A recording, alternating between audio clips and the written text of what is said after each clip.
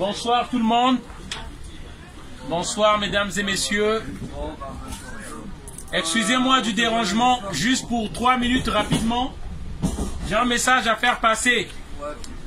Surtout pour les citoyens français qui ne savent pas ce que l'élite française fait en Afrique.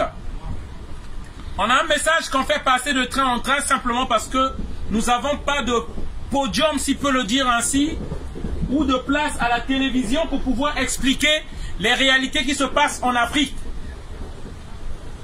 Beaucoup d'Africains immigrent vers la France et l'Europe. Beaucoup se disent la première idée, ils sont pauvres chez eux. Leurs dirigeants les méprisent, les maltraitent. C'est pourquoi ils fuient ici à la pauvreté en Afrique. Mais j'aimerais expliquer cette réalité qu'on ne vous enseignera jamais dans les écoles, qu'on ne vous dira jamais. Parce que simplement la France veut se donner le joli rôle dans cette histoire-là. Elle s'est autoproclamée pays de droits de l'homme et fils aîné de l'Église. Alors que tout ça c'est faux. Et nous voudrons dire ici, la France doit choisir entre la barbarie et la civilisation. Il faut qu'elle choisisse, parce qu'on ne peut pas faire la civilisation et en même temps la barbarie. Pourquoi je le dis?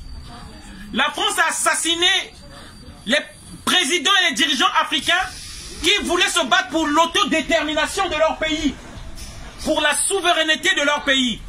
Je viens de dire ici, afin que le citoyen français, conditionné, enseigné et éduqué que la France est le pays qui aide l'Afrique, à savoir la réalité que c'est du mensonge.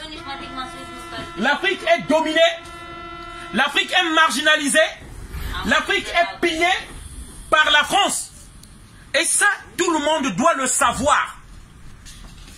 Ici, j'ai pu imprimer quelques photos de quelques, là je parle que de quelques dirigeants africains tués par la France. À ce qu'on sache, l'Afrique n'a jamais colonisé un pays occidental. À ce qu'on sache, l'Afrique n'a jamais menacé l'Occident. À ce qu'on sache, il n'y a aucune armée noire et africaine qui se trouve sur ces terres-là. Mais je ne sais pas pourquoi on cherche une guerre, on nous impose une guerre en Afrique. Simplement pour pouvoir nous dominer, pour pouvoir piller nos richesses. Et le citoyen français qui nous méprise, ou qui méprise l'immigration, qui est contre l'immigration, doit savoir que nous n'avons pas d'autre alternative. Nous sommes obligés de venir ici. Parce que, en Afrique, les armées françaises occupent nos pays. Les armées françaises nous imposent des dirigeants, des dictateurs. Parce que les dictateurs africains sont fabriqués par la France. Et ça, nous aimerions que le monde l'entende. Parce que depuis fort longtemps, la France a voulu se faire le joli rôle. Hein, une belle tunique dans le concert des nations. Alors, là, vous avez Félix Mounier, du Cameroun, un leader camerounais, tué par Becherel, un soldat au service de Charles de Gaulle. Il faut qu'on connaisse l'histoire. Je descends tout à l'heure. Sékou Touré, emmerdé par la France parce qu'il avait dit « Nous voulons l'indépendance même dans la pauvreté que l'esclavage dans la richesse. » La France lui a emmerdé toute la vie.